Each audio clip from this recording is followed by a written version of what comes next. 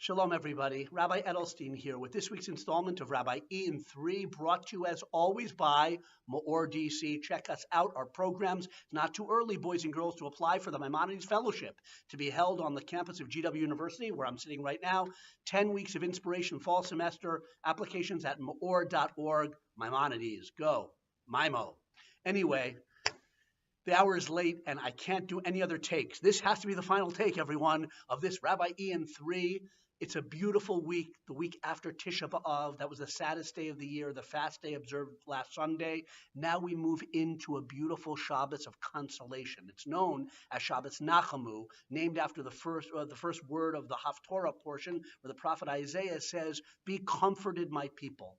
We just went through mourning the destruction of the temples. Now it's a Shabbos of consolation and elevation and illumination. It's really, really beautiful. And the Torah portion we read before the Haftorah this week is called Va'eschanan, the second Torah portion of the book of Devarim, Deuteronomy. So many inspiring verses, I don't know where to choose or where to start. Being a holy people to God, Moshe reminds us of the 10 Commandments. He talks about how we should remember and teach our children every day to remember that we stood at Mount Sinai and had an encounter, a rendezvous with HaKadosh Baruch Hu, with God. Where can I, so many verses, please read the Torah portion of Va'eschanan. But let's go to a verse we all know. V'ahavta es Adonai Elohecha b'chol levavcha v'chol nafshecha v'chol yodecha. You shall love Hashem your God with all your heart, with all your soul, and with all your might or resources, different ways to translate it. The verse that tells us Jewish people that we shall love God. The mitzvah, the commandment of Ahavas Hashem, love of God. Talk about a big topic. Talk about a lofty pinnacle of spirituality. Every Jewish person can attain this love of God. It's really incredible. I'm not a scholar of ancient pagan religions, but I'm pretty confident there was no commandment to love Zeus or to love any of those enigmatic or unpredictable gods in the ancient pantheons, lahavdil. But we have a commandment. Our relationship with our Creator, is the pinnacle of that relationship is love. There's awe, there's yira, there's other expressions, but the one we are supposed to say and remind ourselves of every single day, twice a day, because it's part of the Shema, loving God.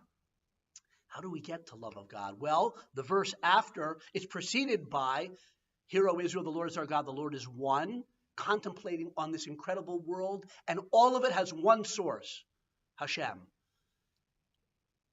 Then we say, "You shall love the Lord your God," the Torah says, and then it says, "And let these words that I command you upon these today be upon your heart."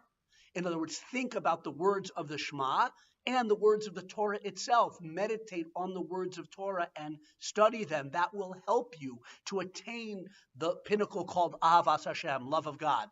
Teach the words of the Torah to your children. Put them on the doorposts of your house. In other words, you see that the Torah is not saying, have an emotion, poof. It's saying, live a relationship through study and practice and action. All the mitzvot done lovingly and sincerely will lead us to an emotion/relationship called ahava, love. It's not unattainable, but we have to work at it. In fact, the great deep rabbis say the spark is planted in every Jewish heart. The mitzvah, therefore, the commandment is to push away the distractions, clear through the underbrush, work at it, look at this beautiful world. Rambam Maimonides says, study the wisdom of creation. That will help you love God. Study the Torah, its wisdom. It will help you love God. Do the commandments. Life is beautiful.